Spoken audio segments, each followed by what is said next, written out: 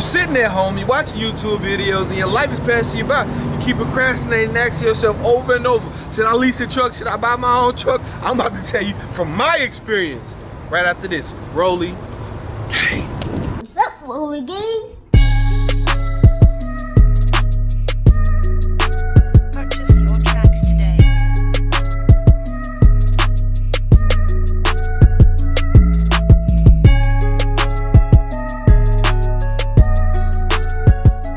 What's poppin', Rolling Gang family? Thank you for tuning in to another special edition of Rolling with TB. This video is all about Schneider Finance and turning your truck into Schneider Finance.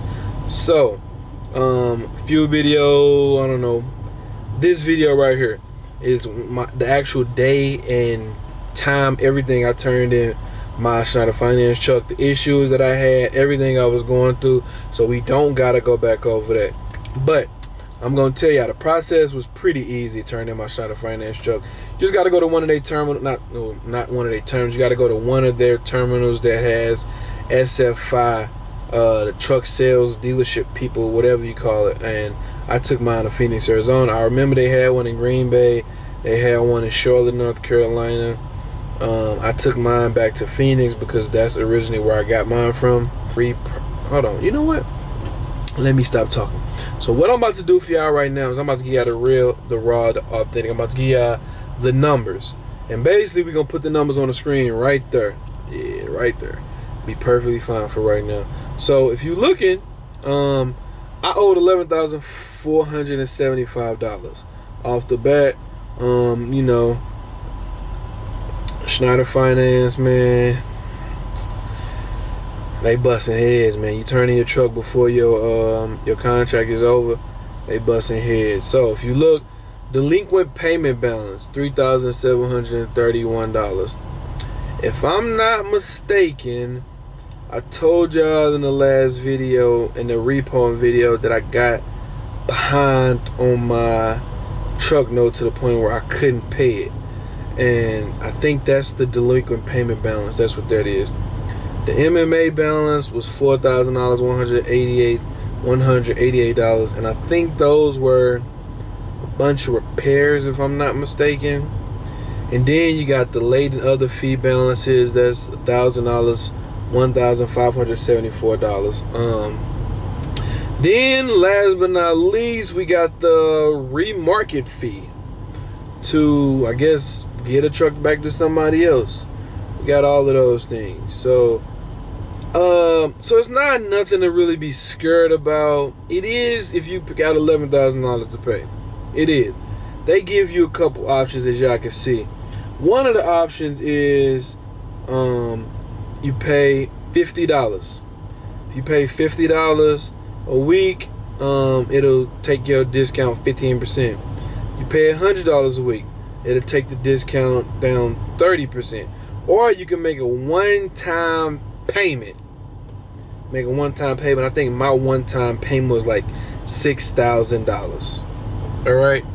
So that was pretty much it. And that came 2 or 3 weeks after I turned my truck in.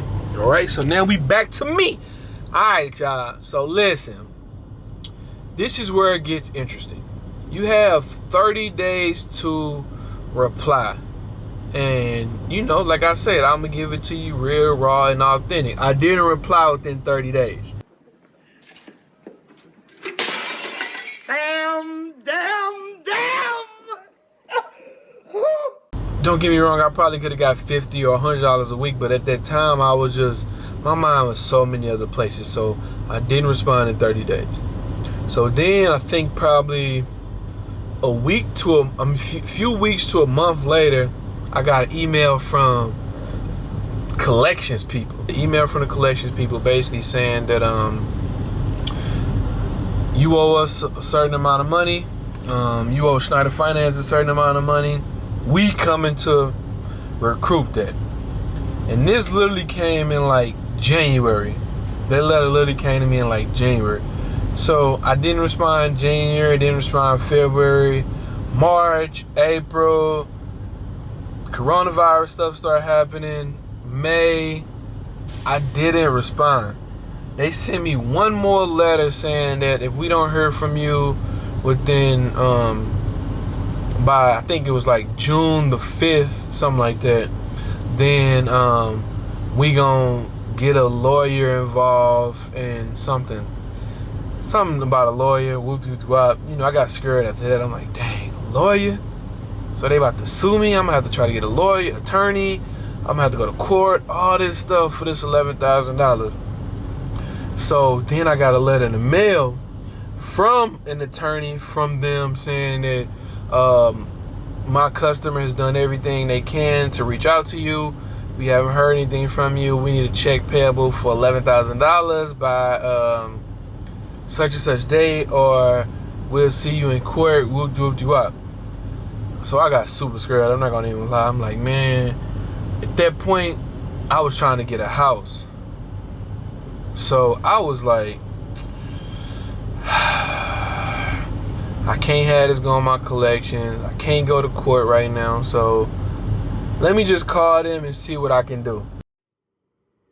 Okay, so you said my only options is to work on a payment plan, settle, or you said it's weekly, bi-weekly, or monthly? Yep. Whatever is easiest for you. You know, some people like to do it weekly because then they can do a smaller amount. Someone like to do it monthly. Someone like to do it bi-weekly. You know, it depends on, you know, how your finances are. You know, if you're getting income, how often you're getting it. See, the issue I'm having right now is I haven't worked because of the coronavirus. So I haven't worked in like a month and a half. But, let's see.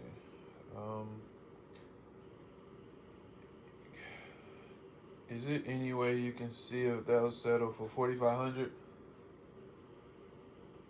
4,500. Yeah. Yeah. I mean, if you did that, when would you be able to pay? You'd have to pay that in a lump sum. When do you think you would be able to do that? In 2 weeks for sure. Cause I'm going back to work today.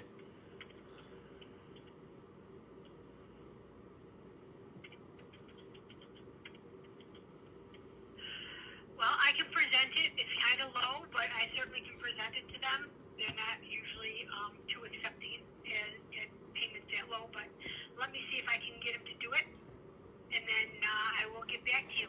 All right. I'm stupid. Okay. Later that same evening. So this, for me right now, man, is an exciting time. I don't want to spend this money. I don't want to spend $4,500, but I'm in the process of trying to buy a house. And I don't need no collections on my name, on my business. I don't need nobody suing me for this money. I don't need none of that. So my only choice right now at this very moment is to go ahead and make this final payment. You see that right there? $4,500. Using my card. We gonna hit submit order. Oh, problem with the card. Even my bank don't want me to make this payment. They just send me a text asking, was this fraud? Was I trying to pay the $4,500 to them or whatever. Whoop-de-whoop-de-wop. So we about to try this one more time and see if it works. To let them know, I just let them know that yes, it was me. No, there wasn't no fraud, anything like that. So let's try this. Submit order. Boom. We're officially done. So this the invoice payment. Boom. Product. Boom, boom, boom. So we're officially done with Schneider. Like, done. Like, we don't have any more ties to Schneider whatsoever. Hey, all I can say is this was a bittersweet moment for me right now. Because like I was saying earlier in the video, this has been holding over my head since probably December. Yeah, since around December time, I've been dealing with this. And we finally done. Like, we're done. Like, nothing else to do with Schneider Finance at all.